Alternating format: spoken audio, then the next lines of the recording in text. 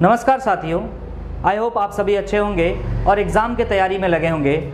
और इसी क्रम में आपके सामने एक और वीडियो लेकर के आए हैं जो आपका एग्ज़ाम की तैयारी को और पक्का करेगा। एक और चैप्टर फिजिक्स का।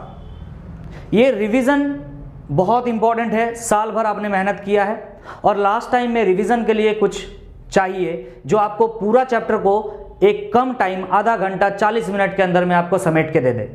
तो यही वो वीडियो है जिसमें एक चैप्टर आपका पूरा क्लियर हो जाएगा और इससे बाहर कुछ नहीं आता है।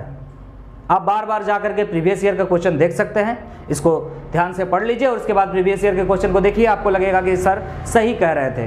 तो ध्यान दीजिएगा, आज हम क्लास 12 फिजिक्स के एक chapter dual nature of radiation and matter को लेकर के आए हैं। ये आपका क्लास 12 फिजिक्स का चैप्टर नंबर 11 है, dual nature of radiation and matter. Hindi वाले स्टूडेंट अगर देख रहे हैं, हिंदी मीडियम के स्टूडेंट, कोई दिक्कत नहीं है, मैं हिंदी में समझा रहा हूं। चैप्टर का नाम है डुअल नेचर, मतलब समझ रहे हैं द्वित प्रकृति, दो तरह का प्रकृति ऑफ रेडिएशन। रेडिएशन एक तरह का लाइट ही है, विकिरण जिसे हिंदी में बोलते हैं, एंड मैटर माने पदार्थ, माने पदार्थ तथा विकिरण के द्वित व्यवहार जो भी हो। चलिए इंग्लिश में बात करते हैं, कोई दिक्कत नहीं है, हिंदी में समझते चलेंगे, ठीक है। ये वीडियो सिर्फ व्यूज पाने के पर्पज से नहीं बन रहा है, मैं क्लियर कर दूं। जिस स्टूडेंट को ये चैप्टर ऑलरेडी क्लियर है तो ना देखें, जो चैप्टर क्लियर नहीं है प्लेलिस्ट बना हुआ है उस चैप्टर को देखिए आप। क्लियर है, मैं क्लियर कर रहा हूं, ठीक है।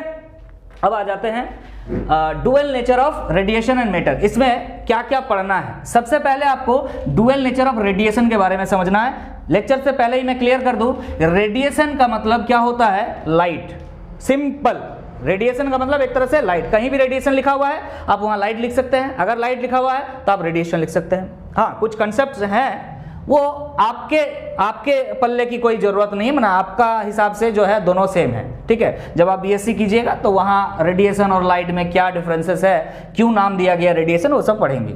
तो फिलहाल डुअल नेचर ऑफ रेडिएशन बोले तो जो आपका पास लाइट है उसके पास डुअल नेचर होता है। कौन सा डुअल नेचर सर? कौन सा दो नेचर? डुअल का मतलब दो नेचर होता है। एक तो होता है वेव नेचर। कोई कहता है कि लाइट इस तरह से चलता है वेव के जैसा, कोई कहता है कि इसके पास पार्टिकल नेचर है, कोई कहता है कि लाइट ऐसा चलता है। और आपने तो दोनों पढ़ा है, आपने रे ऑप्टिक्स में लाइट को इस तरह से प्रोपेगेट कराया है और आपने वेव ऑप्टिक्स में लाइट को इस तरह से प्रोपेगेट कराया है। तो आपके लिए ये तो दोनों ईजी हो गया, क्लियर है। तो अभी रे ऑप्टिक्स और वेव ऑप्टिक्स का हम लोगों ने माइंड मैप नहीं बनाया है। अगर आप लोगों को चाहिए होगा तो कमेंट कर दीजिएगा कि सर रे ऑप्टिक्स और वेव ऑप्टिक्स का भी माइंड मैप करा दीजिए, रिवीजन करने में इजी होगा, क्लियर है। तो मैं आज ये दोनों चैप्टर को छोड़ करके सीधा यहाँ पे आया हूँ। आई एक्सपेक्ट कि आप ये दोनों चीज पढ़े हुए हैं तभी इस चैप्टर में आए हैं, ठीक है। चलिए, dual nature of radiation and matter. तो dual nature of radiation, light के पास दो नेचर है, वेव नेचर और पार्टिकल नेचर। इसमें थियोरिटिकल क्या बातें याद रखनी है आपको जो एग्जाम के पॉइंट ऑफ व्यू से इंपॉर्टेंट है। तो बोल रहा है लाइट, वही बात है, लाइट बोली चाहे रेडिएशन बोली, light has both wave character as well as particle character, particle nature. Light के पास दोनों नेचर होते हैं, वेव का भी और पार्टिकल का भी। मैं आगे डिस्कशन जारी रखूं इससे पहले आप स्क्रीनशॉट ले लीजिए बोर्ड का। आई होप आप लोग स्क्रीनशॉट ले चुके हैं। अब आगे बढ़ते हैं। तो मैंने जैसे कि कहा कि लाइट के पास या रेडिएशन के पास वेव नेचर भी है और पार्टिकल नेचर भी है, ठीक है, पार्टिकल नेचर भी है। कैसे पता चला? तो कुछ फेनोमेनाज लाइट के ऐसे हैं जो वेव नेचर से प्रूफ होता है और कुछ फेनोमेना ऐसा है जो पार्टिकल नेचर से प्रूफ होता है। अगर मैं बात करूं पार्टिकल नेचर का, तो आपने रिफ्लेक्शन ऑफ लाइट पढ़ा है, आपने रिफ्लेक्शन ऑफ लाइट पढ़ा है, आपने रिफ्रैक्शन पढ़ा है। ये सब जो लाइट के इफेक्ट्स आपने पढ़ा है ये पार्टिकल नेचर बताता है। और आपको बता दें, रिफ्रैक्शन जो होता है, रिफ्रैक्शन आपका पार्टिकल नेचर से भी प्रूफ कर सकते हैं हम और आपका वेव नेचर से भी प्रूफ किया जा सकता है। व्हाट्सोएवर ये रिफ्लेक्शन जो है और रिफ्रैक्शन जो है पार्टिकल नेचर को शो करता है और पार्टिकल नेचर का हेल्प लेकर के यूज करके हम law of reflection, law of refraction दोनों पढ़े हैं। बात करते हैं अगर वेव नेचर का, तो वेव नेचर में देखिए मैंने लिखा है यहाँ पे, इंटरफेरेंस आपने पढ़ा है, डिफ्रैक्शन आपने पढ़ा है, can be explained by wave nature. अगर आपने लाइट का वेव नेचर कंसीडर नहीं किया है तब ये दो फेनोमेना को बढ़िया से समझ नहीं सकते, इंटरफेरेंस और डिफ्रैक्शन, क्लियर है। और आगे चलते हैं, when light is of sufficiently small wavelength it behaves as particle. जब लाइट के पास, जब लाइट को अगर मान लिए वेव है और इसका वेवलेंथ अगर सफिशिएंटली स्मॉल है, सफिशिएंटली स्मॉल का मतलब होता है बहुत स्मॉल होना, बहुत स्मॉल होना, एकदम बहुत स्मॉल होना। अगर बहुत छोटा है इसका वेवलेंथ, अगर इस वेव का बोले तो लाइट एक वेव है अगर कंसीडर कर रहे हैं और उसका अगर वेवलेंथ क्या है, बहुत छोटा है, तो हम उसको एज अ पार्टिकल कंसीडर कर सकते हैं, पार्टिकल नेचर कंसीडर कर सकते हैं। बोले तो लाइट सीधा राइट में जा रहा है। अब देखिए ध्यान से, ये वेवलेंथ को आपको देखने में लग रहा है बहुत बड़ा, अगर बहुत छोटा सा जगह में इस तरह से हमने बना दिया है वेवलेंथ, तो आप ही नहीं कंसीडर कर पाएंगे कि ये वेवलेंथ है कि सीधा लाइट है। तो वही बात कह रहे हैं कि अगर वेवलेंथ सफिशिएंटली आपका स्मॉल हो तो लाइट को हम लोग रे के हिसाब से या पार्टिकल नेचर के हिसाब से कंसीडर कर सकते हैं। When light is of sufficiently small wavelength it behaves as particle. Clear है? आगे चलते हैं। Light particle has definite energy. अगर लाइट पार्टिकल है और वेव नेचर रखता है तो इसके पास एनर्जी भी है, वेव के पास एनर्जी होता है। तो क्या कह रहा है, light particle has definite energy, कुछ फिक्स एनर्जी होता है, एंड लीनियर मोमेंटम, एनर्जी भी होता है और लीनियर मोमेंटम भी होता है, आर कॉल्ड फोटॉन्स। बिल्कुल क्लास 11 केमिस्ट्री में भी आपने ये सब पढ़ा होगा, ठीक है, और आपका रिपीट हो रहा है, ये क्वांटम फिजिक्स है। क्या कह रहा है कि जब लाइट प्रोपेगेट करता है वेव के जैसा तो इसके पास पॉकेट्स ऑफ एनर्जी होता है, एनर्जी के पॉकेट्स के हिसाब से ये चलता है, और इसके पास एनर्जी भी होता है और लीनियर मोमेंटम भी होता है। इसके पास जो एनर्जी होता है वो कितना होता है देखेंगे, ठीक है। इसे क्या कहते हैं ना, फोटॉन्स कहते हैं। क्या कहते हैं इसको?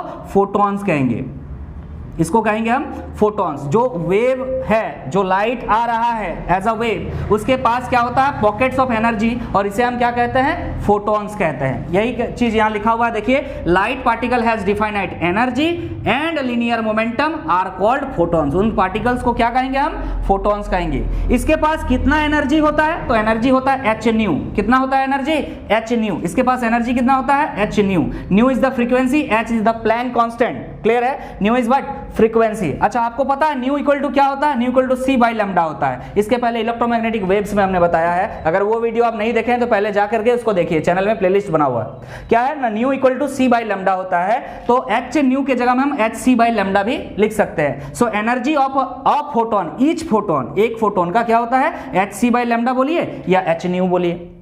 आगे बढ़ते हैं। इसके पास लीनियर मोमेंटम होता है, तो वो मोमेंटम किस तरह से निकालेंगे, तो h बाई लैम्डा कर दीजिए। इसका मोमेंटम क्या हो जाएगा, h बाई लैम्डा। मोमेंटम को जनरली किससे डिनोट किया जाता है, p से।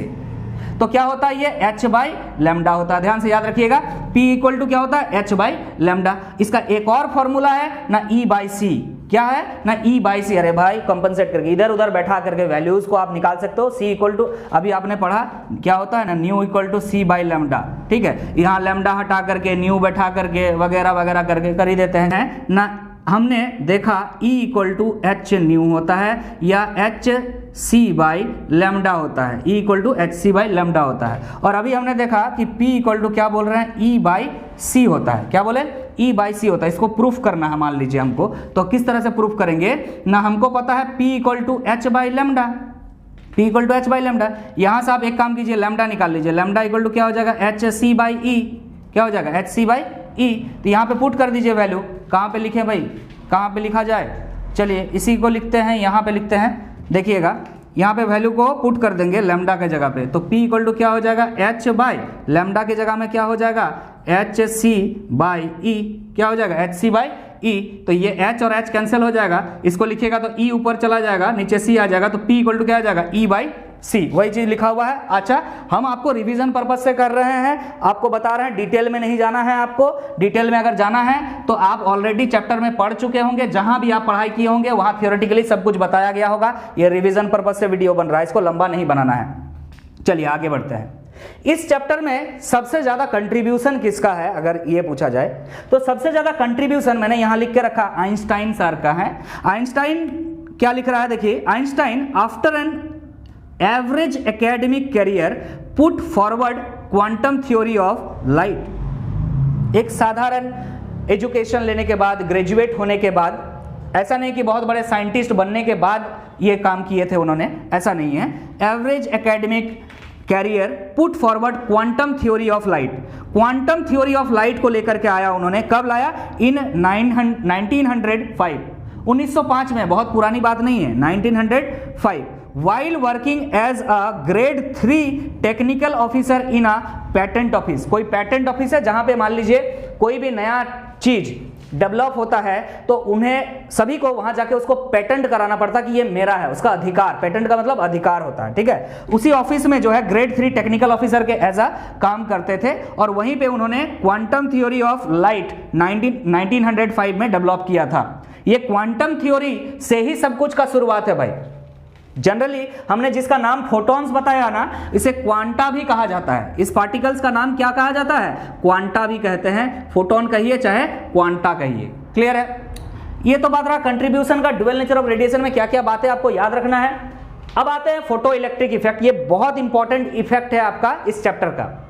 क्या कहता है photo electric effect? When light of sufficient small wavelength is incident on metal surface, electrons are ejected from the metal, the phenomena is called photoelectric effect। एकदम ऐसे एज इट इज लिख दीजिएगा, फोटो इलेक्ट्रिक इफेक्ट खत्म हो गया। सुनिएगा, कोई metal का सरफेस है, यहाँ पे कोई sufficient amount of sufficient energy वाला लाइट गिर रहा है। यहाँ पे लिख दिया हम क्या? Sufficient small wavelength. Sufficient small wavelength का मतलब सफिशिएंट एनर्जी। एनर्जी का फॉर्मूला आपने देखा, E इक्वल टू क्या होता है ना? hc/λ। मतलब अगर किसी का वेवलेंथ कम है तो उसका एनर्जी बहुत ज्यादा है सर।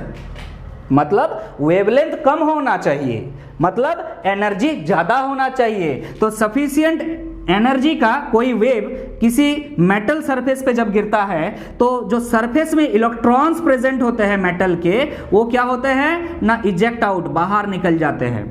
ये बाहर निकल जाते हैं। यही फेनोमेना को, यही घटना को क्या कहा जाता है? Photo electric effect. हिंदी वाले क्या कहेंगे इसको? फोटो इलेक्ट्रिक इफेक्ट को कमेंट कीजिएगा आपका हिंदी मीडियम वाले स्टूडेंट, ठीक है, क्योंकि हमने क्लास में ये सब चीज बताया हुआ है, आप लोग कमेंट कीजिएगा। तो इलेक्ट्रॉन अगर बाहर निकल जाए सफिशिएंट अमाउंट ऑफ एनर्जी ले करके, कहां से ले रहे हैं ना? जो लाइट गिर रहा है, जो फोटॉन्स गिर रहे हैं उस पे, ये फोटॉन्स जाकर के टकरा रहे हैं ना, इसमें फोटॉन्स है। वो वेव में क्या होता है? फोटॉन्स होते हैं या क्वांटा होते हैं, जाकर टकरा रहे हैं और वो इलेक्ट्रॉन उस एनर्जी को लेकर के वहां से बाहर निकल जा रहा है। ये जो फिनोमेना है इसको हम क्या कहेंगे? Photo electric effect. अब बात करते हैं, ये जो इलेक्ट्रॉन निकला इसको क्या बोलेंगे? बोल रहा है ejected electrons are called photo electrons. ये जो इलेक्ट्रॉन्स बाहर निकले हैं इसका एक अलग नाम हो गया, अब इसका नाम दे रहे हैं फोटो इलेक्ट्रॉन्स। क्या नाम है? Photo electrons. ये सब टेक्निकल टर्म्स है, इसको याद करते चलिएगा, ठीक है? Photo electrons. अच्छा, इसके वजह से एक इलेक्ट्रिसिटी आएगा जिसका नाम होगा फोटो करंट। इसके वजह से जो इलेक्ट्रिसिटी आएगा उसे कहेंगे फोटो करंट, ठीक है। अब आगे बढ़ते हैं, क्या कह रहा है ना? Minimum energy equal to work function. हमने अभी बताया कि सरफेस में जब वेव गिरेगा, सरफेस में जब लाइट गिरेगा, जब फोटोन गिरेगा, इसके पास सफिशिएंट अमाउंट ऑफ एनर्जी होना चाहिए। और कितना होना चाहिए? उसका नाम है वर्क फंक्शन। वर्क फंक्शन क्या है ना? Minimum amount of energy required to eject out an electron from the metal surface. अरे भाई रट्टो मत, सिंपल बात कह रहे हैं कि जितना एनर्जी, कम से कम कितना एनर्जी चाहिए किसी इलेक्ट्रॉन को सरफेस से बाहर निकलने के लिए, that is what? Work function. इसका सिंबल होता है फाई, लिखा हुआ है must be given to an electron so as to bring it out from the metal surface। Metal surface से किसी इलेक्ट्रॉन को बाहर निकालने के लिए फोटोन के पास जो मिनिमम ऊर्जा होना चाहिए, कम से कम ऊर्जा होना चाहिए, उसे वर्क फंक्शन कहते हैं। हिंदी वाले कार्यफलन कहते हैं। क्लियर है? इसे कार्यफलन कहेंगे हिंदी में। तो ये तरह फोटो इलेक्ट्रिक इफेक्ट जो कहानी है इसके बारे में बता दिया, हमने क्लास 11 में भी पढ़ा होगा और ये रिवीजन हो गया। अब आते हैं मैटर वेव के ऊपर। What is matter wave? Matter wave का जैसे हमने बोला कि रेडिएशन के पास डुअल नेचर होता है, माने लाइट के पास डुअल नेचर है, वेव और पार्टिकल दोनों। उसी तरह कोई मैटर है अगर ना, तो उसके पास भी डुअल नेचर है। मेरे तेरे पास, ये मोबाइल से जो वीडियो बन रहा है उसके पास भी क्या है ना? डुअल नेचर है। देखने में तो पार्टिकल जैसा लग रहा है, पार्टिकल से बना है, तो कौन सा? वेव भी तो पार्टिकल से ही मिलकर बना होता है। ठीक है।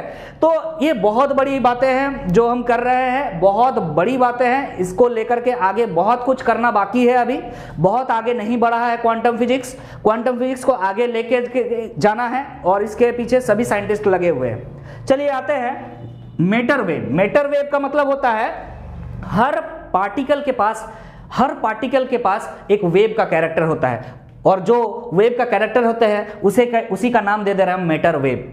ठीक है, देखिए all matter can exhibit wave like behaviour. Her matter के पास एक वेव टाइप का बिहेवियर होता है, तरंग प्रकार का व्यवहार होता है। जैसे एग्जांपल में मैंने दिया है कि बीम ऑफ इलेक्ट्रॉन्स, आपको पता है इलेक्ट्रॉन्स तो पार्टिकल है, तो अगर एक साथ बहुत सारे इलेक्ट्रॉन जा रहे हैं, ध्यान से, बीम ऑफ इलेक्ट्रॉन, एक साथ बहुत सारे इलेक्ट्रॉन जा रहे हैं, can be diffracted like a water wave. Water wave जैसे डिफ्रैक्ट करता है, जैसे एक शांत तालाब में पानी है और वहां पे आप पत्थर फेंक दिए तो वो किस तरह से वेव बनता है, इस तरह से वेव बन के निकलता है।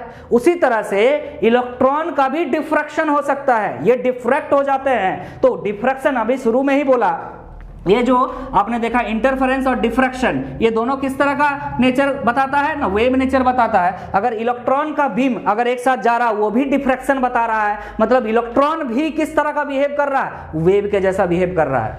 तो इलेक्ट्रॉन पार्टिकल है कि वेव है भाई, डुअल नेचर है। क्या है, डुअल नेचर, ये डुअल नेचर होता है। क्लियर है। तो आगे बढ़ करके डी ब्रॉगली साहब ने इन सभी को एक साथ रिलेट किया, आइंस्टाइन का इक्वेशन वगैरह सब कुछ लिया, डी ब्रॉगली ने इन सबको मिक्स करके अपना एक इक्वेशन बना के दे दिया।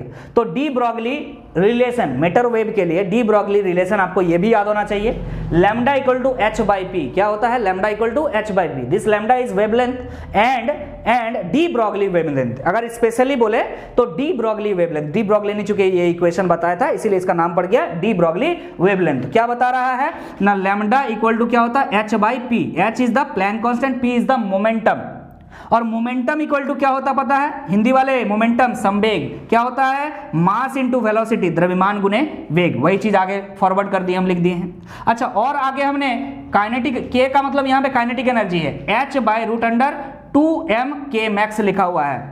भाई फिर से कह रहे हैं कि वही सब चीज है, कैलकुलेट क्लास 11 में पढ़े हो ये सारी चीज, आप वेलोसिटी निकाला। देखिए काइनेटिक एनर्जी इक्वल टू के मैक्स इक्वल टू क्या होता है ना, हाफ mv²। ये पता है हमको, कोई दिक्कत है ही नहीं। तो अब हम क्या कर रहे हैं, 2k मैक्स, ठीक है, इधर से 2 इधर लेके चले गए और m को हम यहाँ पे बटा में लेकर के आ गए, तो ये v² हो गया, और v² हटा देंगे तो यहाँ रूट आ जाएगा, कोई दिक्कत नहीं। इस v के जगह में, यहाँ पे v के जगह में इस वैल्यू को पूरा पुट कर दीजिए, तो यही वैल्यू निकल करके आ जाएगा। क्लियर है, अब करके देख लीजिए, वही चीज होने वाला है। ठीक है, तो लैम्डा यहाँ पे क्या है ना, wavelength associated with the particle. जो पार्टिकल के बारे में आप डिस्कस कर रहे हैं उसके पास क्या वेवलेंथ है, किस हिसाब से वो चल रहा है, बहुत छोटी वेवलेंथ होगी, आई एक्सेप्ट इट। और मोमेंटम, पी क्या है आपका, मोमेंटम है। तो ये तो बात रहा कुछ छोटे मोटे चीजें। सबसे इंपॉर्टेंट जो बात है इस चैप्टर में, जो जहां से न्यूमेरिकल फंसता है, वो है आपका आइंस्टाइन इक्वेशन। तो वेट कीजिएगा, इसके बाद का स्लाइड में आपको वो देखने को मिलेगा, ध्यान दीजिए। चलिए अब देख लेते हैं आइंस्टाइन का फोटो इलेक्ट्रिक इक्वेशन। देखिए आइंस्टाइन फोटो इलेक्ट्रिक इक्वेशन, अभी फोटो इलेक्ट्रिक इफेक्ट हमने देखा, उसी पे बेस्ड है इनका इक्वेशन। क्या बोलता है ये कि kinetic energy maximum equal to E-5। इसको अगर समझना है तो मैं थोड़ा सा बताता हूं। जैसे कि मेटल सरफेस है, इस पे फोटोन आके गिरता है और यहाँ का इलेक्ट्रॉन बाहर निकल करके चला जाता है। कहानी फोटो इलेक्ट्रिक इफेक्ट का ये था।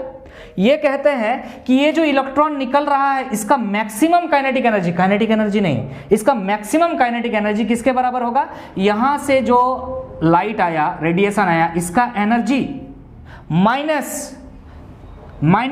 आपका वर्क फंक्शन। वर्क फंक्शन अभी जस्ट हमने डिस्कस किया, वर्क फंक्शन कि इस इलेक्ट्रॉन को कम से कम कितना एनर्जी चाहिए, इस इलेक्ट्रॉन को कम से कम कितना एनर्जी चाहिए बाहर निकलने के लिए, उसको क्या बोलते हैं, वर्क फंक्शन, कार्यफलन। और यहां से जो एनर्जी आ रहा है that is E minus lambda करेंगे तो ये जो इलेक्ट्रॉन बाहर निकल रहा है उसका मैक्सिमम काइनेटिक एनर्जी के मैक्स इक्वल टू E-5 होगा। और बाद में फर्दर इसको निकाला गया तो इसे ई वी नोट कहा गया, और वी नोट का मतलब होता है स्टॉपिंग पोटेंशियल। जब आप यहां पे हार्ज एंड लेनार्ड्स ऑब्जर्वेशन देखेंगे तो मैं यहां थोड़ा सा एक्सप्लेन करूंगा कि जब यहां का पोटेंशियल क्या होता है, उल्टा कर दिया जाता है। मतलब जो चीज हो रही है, कैथोड है, यहां एनोड है, कैथोड से इलेक्ट्रॉन निकल करके एनोड की तरफ जा रही है, इसको रोकना है, इसको रोकना है। तो क्या पोटेंशियल आपको अप्लाई करना होगा, उसको क्या बोलते हैं, स्टॉपिंग पोटेंशियल। ठीक है, तो ये बाद में देखेंगे। वैसे ये आइंस्टाइन ने बाद में ऐड किया जब ये सब चीज, ये सब ऑब्जर्वेशंस आया। मेन जो उनका फॉर्मूला है वो क्या है, E - phi। E का मतलब हम जस्ट थोड़ा देर पहले पढ़े hc/λ, और phi को हमने phi लिख दिया। क्लियर है। यहाँ पे V0 के बारे में मैंने पहले ही कह दिया, क्या है, स्टॉपिंग पोटेंशियल है, जो बाद में अभी आपको देखने को मिलेगा। K max क्या है, K max है आपका kinetic energy, maximum kinetic energy of ejected electron. जो इलेक्ट्रॉन सरफेस से बाहर निकल रहा है उसका मैक्सिमम काइनेटिक एनर्जी क्या होगा, कि एनर्जी कितना आया और मिनिमम इस इलेक्ट्रॉन को कितना एनर्जी चाहिए, that is work function. Clear है। तो फाई इक्वल टू क्या होता है, वर्क फंक्शन इक्वल टू, ध्यान से समझिएगा, मिनिमम कितना एनर्जी चाहिए, इसका फॉर्मूला होता है। वैसे ये भी तो एक एनर्जी ही है। क्या कह रहा है, the minimum energy required to eject out an electron, that is work function. तो मिनिमम एनर्जी के बराबर क्या होता है ना, hc/λ। ऐसे एनर्जी बराबर hc/λ होता है। क्या होता है, hc/λ। लेकिन यहां पे हमने लिखा है hc/λ नोट, और ये लैम्डा नोट क्या है ना, इसको बोलते हैं थ्रेशोल्ड वेवलेंथ। थ्रेशोल्ड वेवलेंथ माने मैक्सिमम वेवलेंथ। ये क्या है, मैक्सिमम वेवलेंथ कितना होना चाहिए लाइट का, बात समझ रहे। देखिए एनर्जी ज्यादा होना चाहिए तो वेवलेंथ कम होना चाहिए, शुरू में ही बता दिए थे। क्या होना चाहिए, शुरू में ही बता दिए थे कि एनर्जी ज्यादा होना चाहिए तो वेवलेंथ क्या होना चाहिए, कम होना चाहिए। तो मैक्सिमम कितना हो सकता है, मिनिमम तो कितना भी हो चलेगा, लेकिन मैक्सिमम कितना हो सकता है, दैट इज थ्रेशोल्ड वेवलेंथ। अगर आपसे पूछे व्हाट इज थ्रेशोल्ड वेवलेंथ, तो आप बोलेंगे maximum wavelength that can cause photo electric effect. ठीक है, जिसके वजह से फोटो इलेक्ट्रिक इफेक्ट हो सकता है, उस मैक्सिमम वेवलेंथ को थ्रेशोल्ड वेवलेंथ कहते हैं। तो यहां पे वेवलेंथ क्या लिखा हुआ है आपका, थ्रेशोल्ड वेवलेंथ लिखा हुआ। आगे चलते हैं, ये फाई का वैल्यू है। अच्छा, ये थ्रेशोल्ड वेवलेंथ किसके बराबर होता है ना, ऐसे तो पता है हमको, वेवलेंथ इक्वल टू क्या होता है, c/ν फ्रीक्वेंसी, c/ फ्रीक्वेंसी। तो वही चीज लिखा हुआ c/ν, लेकिन यहाँ न्यू नोट है क्योंकि ये थ्रेशोल्ड वेवलेंथ है, तो ये फ्रीक्वेंसी क्या होना चाहिए, थ्रेशोल्ड फ्रीक्वेंसी। अगर बाबू ये मैक्सिमम है तो ये मिनिमम होना चाहिए। तो ये जो थ्रेशोल्ड फ्रीक्वेंसी होता है, न्यू नोट जो है, ये थ्रेशोल्ड फ्रीक्वेंसी है। और अगर आपसे पूछे कि what is threshold frequency, so minimum frequency cause photo electric effect. ये क्या है, थ्रेशोल्ड वेवलेंथ मैक्सिमम वेवलेंथ, और थ्रेशोल्ड फ्रीक्वेंसी मिनिमम फ्रीक्वेंसी। क्योंकि अगर ये ज्यादा वेवलेंथ ज्यादा तो फ्रीक्वेंसी कम होता है। तो मिनिमम कितना वेवलेंथ है, सॉरी फ्रीक्वेंसी है, उसको क्या बोलते हैं, थ्रेशोल्ड फ्रीक्वेंसी। यहां पे न्यू नोट कर दिए। अब ये फाई का वैल्यू यहां पे बैठाने पर, लैम्डा नोट का वैल्यू यहां पे बैठा करके, उसके बाद यहां पे बैठाने के बाद सॉल्व इसको जब करेंगे तो kinetic energy, maximum kinetic energy का फॉर्मूला क्या निकल के आ जाएगा, lambda into new minus new note. ये न्यू कहां से आया, ये न्यू क्या है और ये न्यू नोट क्या है, न्यू नोट क्या है समझ में आ गया। तो minimum energy, minimum frequency required to cause photo electric effect, that is threshold frequency. और ये फ्रीक्वेंसी क्या है, जो लाइट आ रहा है उसका अपना फ्रीक्वेंसी होगा ना, तो जो लाइट आ रहा है उसका फ्रीक्वेंसी है आपका न्यू, और जिस फ्रीक्वेंसी का जरूरत है, मिनिमम फ्रीक्वेंसी जितना जरूरत है, उसको बोल रहे हैं न्यू नोट। और लैम्डा आपको पता है जो वेव आ रहा है उसका वेवलेंथ है, जो वेव आ रहा है उसका वेवलेंथ है। इसको सॉल्व कर लीजिएगा लगा करके, तो यही फॉर्मूला आएगा। आपको डायरेक्ट ये याद रखना चाहिए, ये बात काइनेटिक एनर्जी को hc/λ माइनस फाई। और ये बाकी चीजें अगर इंडिविजुअली भी अलग अलग भी याद रखेंगे तो पुट करके भी वैल्यू निकाल सकते हैं। इसका स्क्रीनशॉट ले लीजिए, फिर मैं आगे डिस्कस करता हूं। चलिए, अब फोटो इलेक्ट्रिक इफेक्ट होने के जो कंडीशंस है उसको याद रखना आपके लिए जरूरी है। हमने 3 कंडीशन आपके सामने यहां रखा है। क्या कह रहा है, जब आपका वेवलेंथ जो लाइट आ रहा है, जो सरफेस पे लाइट आ रहा है उसका वेवलेंथ, और जो चाहिए इसको वेवलेंथ, इलेक्ट्रॉन को जो वेवलेंथ चाहिए, दोनों बराबर हो। और वेवलेंथ बराबर क्या होता है आपको पता है, अभी हमने पढ़ा है। ये देखिए फाई इक्वल टू क्या लिखा हुआ है, फाई इक्वल टू लिखा हुआ hc/λ नोट। अगर ऐसा है तो phi naught lambda naught equal to क्या हो जाएगा, लैम्डा नोट इक्वल टू हो जाएगा hc/phi। वही चीज लिखा हुआ है यहाँ पे, कोई दिक्कत होना नहीं चाहिए। लैम्डा इक्वल टू, अगर लैम्डा नोट है मतलब जितना वेवलेंथ आ रहा है सरफेस पे और जितना वेवलेंथ इसका चाहिए उतना है, अगर तो ये वैल्यू लिख दिए हैं, तो काइनेटिक एनर्जी कितना होगा, जो इलेक्ट्रॉन बाहर निकलेगा, जो इलेक्ट्रॉन बाहर निकलेगा उसका काइनेटिक एनर्जी कितना होगा, ये काइनेटिक एनर्जी कितना होगा, 0 होगा। क्या होगा, 0 होगा। मतलब क्या निकला यहां से ना, जो इलेक्ट्रॉन निकल रहा है ना, इलेक्ट्रॉन में just come out on to the surface, माने इलेक्ट्रॉन निकलेगा तो सही, ठीक है, लेकिन बाहर निकल करके कहीं घूम नहीं पाएगा, ये इलेक्ट्रॉन जस्ट सरफेस में निकल करके यहीं पे रहेगा। क्या ये फोटो इलेक्ट्रिक इफेक्ट है? बिल्कुल भी नहीं। फोटो इलेक्ट्रिक इफेक्ट होने के लिए यहां से इलेक्ट्रॉन निकल करके बाहर चला जाना चाहिए, सरफेस में नहीं रहना चाहिए। और यहां पे क्या बोल रहा है ना, इलेक्ट्रॉन में just come out on to the surface. अगर रिक्वायर्ड वेवलेंथ और जो वेवलेंथ आ रहा है दोनों सेम हो तो। अब आगे बात करते हैं। मान लीजिए जो वेवलेंथ आ रहा है वो ज्यादा है, जो वेवलेंथ क्या हो रहा है, जो आ रहा है वो ज्यादा है जितना चाहिए उससे, और ये जितना चाहिए वो क्या था, वेवलेंथ, मैक्सिमम वेवलेंथ था ना, ये मैक्सिमम वेवलेंथ है, इससे ज्यादा होना नहीं चाहिए, ये बात किए थे हम। यहाँ पे जो थ्रेशोल्ड वेवलेंथ है वो मैक्सिमम वेवलेंथ होता है, इससे ज्यादा होना नहीं चाहिए, और इससे ज्यादा हो गया है अगर जो वेवलेंथ आ रहा है, मतलब फोटो इलेक्ट्रिक इफेक्ट होगा नहीं भाई। मतलब यहाँ पे आप पता है एनर्जी का रिलेशन उल्टा होता है, सिंपल सी बात है, वेवलेंथ और एनर्जी उल्टा होता है, फ्रीक्वेंसी और एनर्जी सेम होता है, ठीक है, मतलब प्रोपोर्शनल होता है, सेम होता है मतलब प्रोपोर्शनल होता है, और वेवलेंथ के साथ एनर्जी का आप बोल सकते हैं इनवर्सली प्रोपोर्शनल होता है। अगर जो वेवलेंथ आ रहा है वो ज्यादा है तो एनर्जी जो आ रहा है वो कम है, वर्क फंक्शन से कम है, इसका मतलब जितना एनर्जी चाहिए उससे कम एनर्जी आ रहा। तो यहां लिख दिया हमने no electron will come out, मतलब फोटो इलेक्ट्रिक इफेक्ट नहीं होने वाला, इलेक्ट्रॉन बाहर भी नहीं निकलेगा। अब बात करते हैं आगे, तीसरा कंडीशन, अगर वेवलेंथ जितना चाहिए मैक्सिमम जितना चाहिए उससे कम है, हाँ ठीक है, इधर कम ही होना चाहिए ना, वेवलेंथ कम होना चाहिए, एनर्जी ज्यादा होना चाहिए। क्या बोल रहे हैं, जो एनर्जी होता है दैट इज वर्क फंक्शन वो ज्यादा होना चाहिए, मतलब वर्क फंक्शन बोलने का मतलब वर्क फंक्शन से ज्यादा एनर्जी वाला लाइट आना चाहिए। बात समझ रहे हैं, ये मेटल का सरफेस है, इसका अपना वर्क फंक्शन है, ये डिपेंड करता है मेटल पे, ठीक है, इसका जो वर्क फंक्शन है इससे ज्यादा एनर्जी का लाइट अगर आ रहा था फोटो इलेक्ट्रिक इफेक्ट होगा। क्लियर है? तो वेवलेंथ जो आ रहा है वो क्या होना चाहिए, कम होना चाहिए जो थ्रेशोल्ड वेवलेंथ है उससे। थ्रेशोल्ड वेवलेंथ का मतलब होता है मैक्सिमम वेवलेंथ, तो एनर्जी क्या हो जाएगा, ज्यादा हो जाएगा, मतलब जो एनर्जी आ रहा है वो ज्यादा है आपका वर्क फंक्शन से, इसका मतलब photo electric effect takes place.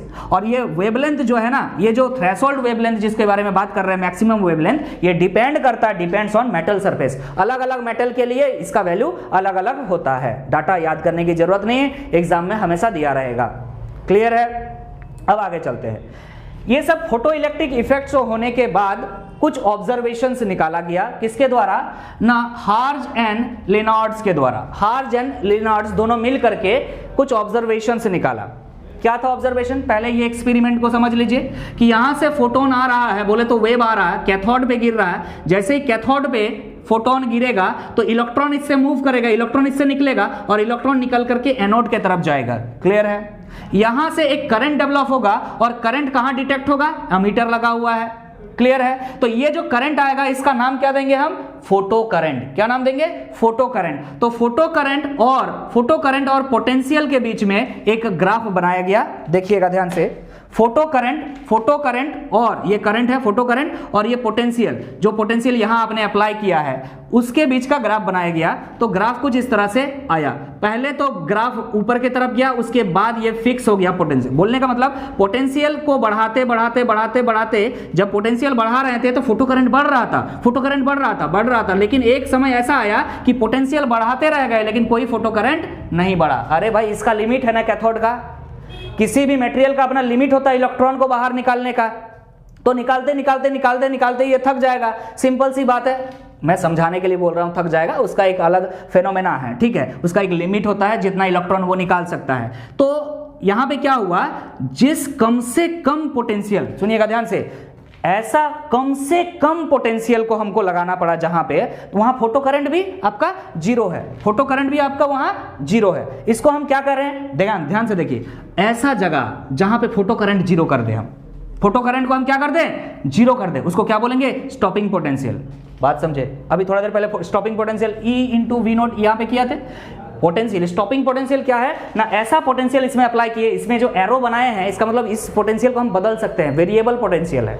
Clear है? तो पोटेंशियल बदल दिए और ऐसा पोटेंशियल लेकर के आए, नेगेटिव में पोटेंशियल होगा ऑब्वियसली उल्टा डायरेक्शन में, मतलब पोटेंशियल हम इधर लगा रहे थे, अब इसको कर दिए इधर कर दिए, उल्टा कर दिए, तो इलेक्ट्रॉन जा तो रहा था लेकिन एक अट्रैक्शन फोर्स इधर से भी हो जाएगा ना, क्योंकि यहां पे प्लेट पॉजिटिव हो जाएगा, इधर नेगेटिव हो जाएगा, तो क्या होगा, इलेक्ट्रॉन जा तो रहा है लेकिन पहले जितना स्पीड से जा रहा था वो उतना स्पीड से जा नहीं पाएगा और धीरे धीरे वो जाना भी बंद कर देगा। इसको बोलते हैं स्टॉपिंग पोटेंशियल। उल्टा डायरेक्शन में पोटेंशियल लगा दिए हम, नेगेटिव डायरेक्शन में पोटेंशियल लगा दी, इसको बोलते हैं स्टॉपिंग पोटेंशियल। और इस पोटेंशियल में फोटो करंट जीरो हो जाएगा, लेकिन पोटेंशियल अगर बढ़ा रहे थे तो फोटो करंट बढ़ रहा था, लेकिन एक लिमिट आकर के वो बंद हो गया। तो ये ग्राफ इंपॉर्टेंट है। यहाँ पे हमने आपको पहले ही बताया था कि मैक्सिमम काइनेटिक एनर्जी यहाँ दिखाइए ई वी नोट के बराबर होता है, ये जो maximum kinetic energy E V note के बराबर होता है और ये HC बाई लैम्डा के बराबर भी हो जाता है। क्लियर है? आगे चलते हैं, देखिएगा ध्यान से, एक और उन्होंने बनाया क्या ग्राफ, किसका, मैक्सिमम काइनेटिक एनर्जी और फ्रीक्वेंसी के बीच। तो देखा उन्होंने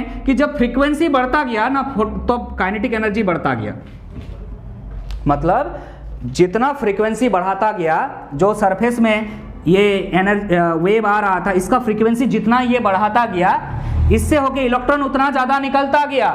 तो इसका मतलब क्या ना, काइनेटिक एनर्जी भी बढ़ता गया, उतना तेजी से निकला, जितना ज्यादा फ्रीक्वेंसी से लाइट इसमें गिरा उतना तेजी से इलेक्ट्रॉन बाहर निकला, जितना ज्यादा फ्रीक्वेंसी से इस पे लाइट गिरा उतना तेजी से इलेक्ट्रॉन बाहर निकला। तो काइनेटिक एनर्जी का और फ्रीक्वेंसी का रिलेशन कुछ इस प्रकार है, आगे की तरफ जा रहा है। लेकिन जो मिनिमम फ्रीक्वेंसी है, जिसे हम थ्रेशोल्ड फ्रीक्वेंसी कह रहे हैं, यहां पे हमने बताया था, उसके पहले इलेक्ट्रॉन नहीं निकला। एक मिनिमम रिक्वायरमेंट ऑफ फ्रीक्वेंसी है, वहां के आगे ही, उससे आगे ही फ्रीक्वेंसी के जो इलेक्ट्रॉन होंगे उसी को निकाल पाएंगे। क्लियर है? तो जो फोटोन आ रहा है, एक मिनिमम अमाउंट ऑफ फ्रीक्वेंसी, जो वेव आ रहा है उसका मिनिमम अमाउंट ऑफ एक फ्रीक्वेंसी होना चाहिए जो इलेक्ट्रॉन को निकाल पाए, उसके बाद ही काइनेटिक एनर्जी देखने को मिलेगा आपको। इसको क्या बोल रहे हैं, थ्रेशोल्ड फ्रीक्वेंसी। अब आगे देखिए, ये वेवलेंथ को लेकर के काम किया, इधर वेवलेंथ लिया है और ये है आपका पोटेंशियल, वेवलेंथ और पोटेंशियल, इसके बीच का ग्राफ बनाया। तो कुछ दूर से जाकर के जो है ये क्या हुआ ना, पोटेंशियल बढ़ता गया, पोटेंशियल बढ़ता गया। अगर वेवलेंथ बढ़ाता गए, अगर हम क्या किए, जो वेव आ रहा है उसका पोटेंशियल उसका अगर हम वेवलेंथ को बढ़ाते गए, वैसे वेवलेंथ बढ़ना नहीं चाहिए। आपको पता है, आपको थ्रेशोल्ड वेवलेंथ के बारे में बताइए, ये मैक्सिमम वेवलेंथ है, इससे ज्यादा वेवलेंथ होना नहीं चाहिए। अगर आप वेवलेंथ को बढ़ाते गए तो पोटेंशियल बढ़ता गया, मतलब यहाँ पे जो पोटेंशियल लगा हुआ वो बढ़ता गया, मतलब फोटो करंट रुक जाएगा धीरे धीरे, करंट आपका धीरे धीरे रुक जाने का है, फोटो करंट नहीं आने वाला है। अगर आपका इससे ज्यादा, माने थ्रेशोल्ड वेवलेंथ से ज्यादा वेवलेंथ का अगर आ गया लाइट कोई सरफेस पे, तो फोटो करंट आएगा ही नहीं, क्योंकि फोटो इलेक्ट्रिक इफेक्ट होगा ही नहीं। यहां पे हमने डिस्कस किया है इसके बारे में। क्लियर है? और 2 4 5 इसके इस चैप्टर में ग्राफ है, उन सभी को टेम्परेचर से रिलेटेड, फ्रीक्वेंसी, अलग अलग फ्रीक्वेंसी में कैसे होता है वो सब आप लोग देख लीजिएगा। क्लियर है? तो एक मोटा मोटी माइंड मैप आपका दिमाग में सेट हो गया कि इस चैप्टर में ये सारे टॉपिक्स है, ये सारे टॉपिक्स अगर हमारे पास हैं तो आप आराम से जो है बोर्ड में अच्छा मार्क्स ला सकते हैं। क्लियर है? तो ये वीडियो आप लोगों का रिवीजन पर्पस से बन रहा है, आपको भी पता है। अगर इसके पहले के सारे वीडियोस आप लोग नहीं देखे हैं तो प्लेलिस्ट बना हुआ है, आराम से जाकर के प्लेलिस्ट में जाइए और जो चैप्टर आपका नहीं हुआ उस चैप्टर को देखिए। ये टाइम सारा वीडियोस देखने का बिल्कुल भी नहीं है, मैं क्लियर कह रहा हूं, कोई व्यूज नहीं चाहिए। जितना आपको जरूरत है उतना देखिए, जो चैप्टर आपका किया हुआ उसको मत देखिए भाई। क्लियर है? जो आपको जरूरत है उतना पढ़ाई कीजिए, उतना ही जितना फायदा मिल रहा है जिस जगह से उतना फायदा लीजिए, ये आपको फायदा होना चाहिए, बस इतना ही मकसद है हमारा। तो मिलते हैं एक और लेक्चर के साथ, आप लोग कमेंट जरूर कीजिएगा क्या नेक्स्ट लेक्चर होना चाहिए। तब तक के लिए अलविदा, थैंक यू सो मच।